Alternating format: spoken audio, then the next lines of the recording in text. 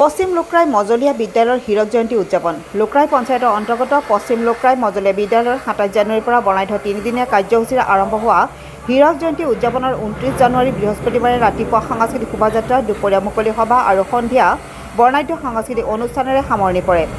এই বিশেষ সাংস্কৃতিক সন্ধিয়াত অসমৰ জনপ্ৰিয় কণ্ঠশিল্পী মমিতা মিত্ৰৰ গীতেৰে ৰাইজক মোহাচ্ছন্ন কৰে। ৰাইজৰ বিপুল সঁহাৰি আৰু উৎসাহ উদ্দীপনাৰে অনুষ্ঠানখনিৰ সফল সামৰণি হোৱা বুলি সাংস্কৃতিক বিভাগৰ সভাপতি প্ৰসন্ন বৰুৱাদেৱে মত প্ৰকাশ কৰে আৰু মুখ্য সম্পাদক তথা প্ৰধান শিক্ষক দেৱকুমাৰ শৰ্মা সভাপতি, বিধায়ক ডক্টৰ পৰমানন্দ ৰাজবংশী, জোৰণ চন্দ্ৰ শৰ্মা, চণ্ডীচৰণ চৌধুৰী, কমল চন্দ্ৰ ডেকা, ৰমেশ চন্দ্ৰ নাথ, ৰতিকান্ত বৰদলৈ, ক্ষীৰেন্দ্ৰ মোহন নাথকে ধৰি বিভিন্ন বিভাগৰ বিষয়ববীয়া শিক্ষক-শিক্ষয়িত্ৰী আৰু শুভাকাংক্ষী ৰাইজৰ শলাগ লয়।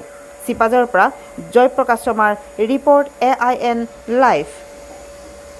এই তিনিদিনীয়া কাৰ্যসূচীৰে আপোনালোকৰ যে হীৰক জয়ন্তী উদযাপন হ'ল, এই শেহতীয়াভাৱে শেষৰ প্ৰগ্ৰেম আপোনাৰ যিটো মানে সাংস্কৃতিক সন্ধিয়া আজি মমিতা মিত্ৰ আছে উপস্থিত। তেখেতে এতিয়া গীত পৰিৱেশন কৰি আছে। তেখেতে গীত পৰিৱেশন কৰিয়ে আছে। গতিকে এই বিষয়লৈ আপুনি কি ক'ব? এই তিনিদিনীয়া কাৰ্যসূচী আচলতে এই তিনিটা কাৰ্যসূচী বৰ সাফল্যমণ্ডিত হৈছোঁ আমি। মানুহৰ যিমান সঁহাৰি, মানুহৰ যিটো অভূতপূৰ্ব সঁহাৰি আমি ধন্য মানিছোঁ। গতিকে মানে এই ক'বলৈ ভাষা নাই, মানে ইমান ধুনীয়া অনুষ্ঠান হৈছে। বতৰো আমাক সহায় কৰিছে। গতিকে আপোনালোকৰ উপস্থিতিয়ে, ৰাইজৰ উপস্থিতিয়ে আমাৰ সুন্দৰ পৰিৱেশ এটা সৃষ্টি হৈছে। বৰ্তমান মমিতাই গীত পৰিৱেশন কৰি আছে। আজি শেষ কাৰ্যসূচী এইটো। দিনৰ ভাগত আপোনালোকৰ দেখা পাইছোঁ যে মানে সাংস্কৃতিক শোভাযাত্ৰা আছিল। হয়। তাৰপিছতে মুকলি মিটিং হৈছে। আৰু এতিয়া আপোনাৰ সাংস্কৃতিক সন্ধিয়া চলি আছে।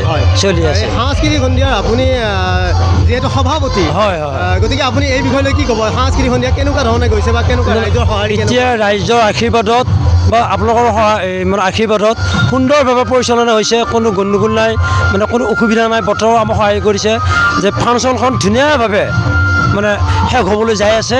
ৰাইজৰ সঁহাৰি কিন্তু নাচ বাগন কৰি আছে। আমি মানে আনন্দিত হৈছোঁ আৰু। ঠিক আছে।